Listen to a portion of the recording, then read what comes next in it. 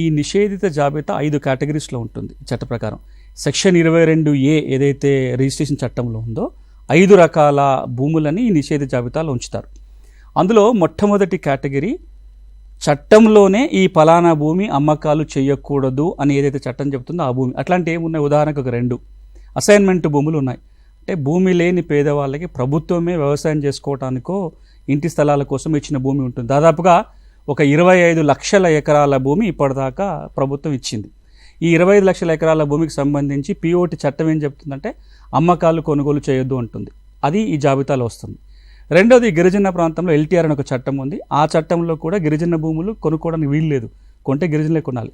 ఈ ఎల్టీఆర్ చట్టంలో కింద నిషేధించిన భూములన్నిటిని కూడా నిషేధిత జాబితాలో పెడతారు. ఇది మొదటి కేటగిరీ. ఇది 22A1A కేటగిరీ అంటాం దీన్ని. రెండో కేటగిరీ ఏంటంటే ప్రభుత్వ భూములు. ప్రభుత్వమే పెద్ద ల్యాండ్ లార్డ్. అన్ని ఏది దేశంలో ఏ రాష్ట్ర చోటైనా రాష్ట్ర ప్రభుత్వాల దగ్గర చేతిలో చాలా ప్రభుత్వ భూమి ఉంటుంది. ఈ ప్రభుత్వ భూమి అమ్మటానికి వీలు పడదు. కావాలంటే ప్రభుత్వం అమ్మొచ్చు, కానీ ప్రైవేట్ వ్యక్తులు ప్రభుత్వ భూమిని అమ్మటాలు కొనుగోలు చేయడానికి వీల్లేదు. కాబట్టి ఈ రెండో కేటగిరీలో ప్రభుత్వ భూములు ఉంటాయి. ఇక మరొక కేటగిరీలో దేవాదాయ శాఖకు సంబంధించిన భూములు, వక్ఫ్ భూములు ఉంటాయి. వీటిని ఇంకొక కేటగిరీలో పెడతారు. ఇక మరొక కేటగిరీ భూములు ఏంటంటే కోర్టు కేసులో లేదా ప్రభుత్వం ఇంట్రెస్ట్ ఉన్న కేసులో ఒక కేటగిరీ ఉంటుంది, అందులో ఒక కేటగిరీ ఉంటుంది.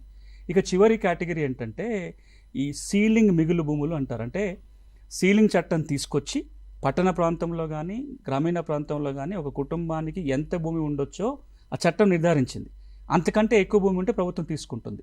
అట్లా తీసుకున్న భూమి ఏదైతే ఉంటుందో దాన్ని కూడా ఈ నిషేధ జాబితాలో పెడతారు. మొత్తంగా ఈ 5 కేటగిరీల్లో అసైన్మెంట్ భూములు కావచ్చు, భూదాన భూములు కావచ్చు, సీలింగ్ భూములు కావచ్చు, వక్ఫ్ భూములు కావచ్చు, ఎండోన్మెంట్ భూములు కావచ్చు, ఇవన్నీ కూడా నిషేధిత జాబితాలో సెక్షన్ 22A ప్రకారము జిల్లా కలెక్టరు ఆ జాబితా పంపుతారు. జాబితా ఎవరు తయారు చేస్తారంటే వీటిని ఈ ఎండోన్మెంట్ భూములు అయితేనేమో ఎండోన్మెంట్ శాఖ పంపుతుంది, వక్ఫ్ అయితే వక్ఫ్ కమిషనర్ ద్వారా జిల్లా కలెక్టర్కి జాబితా వెళ్తాయి.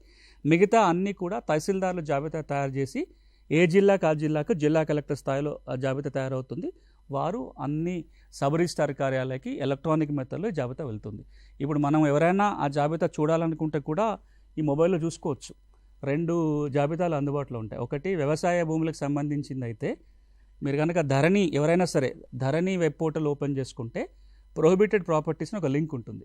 మీరు దాని మీద క్లిక్ చేసి జిల్లా పేరు, మండలం పేరు, గ్రామం, రెవెన్యూ గ్రామం పేరు సెలెక్ట్ చేసుకుంటే ఆ గ్రామంలో ఏ నెంబర్లు నిషేధ జాబితాలో ఉన్నాయో మనకు ధరణి చూపిస్తుంది.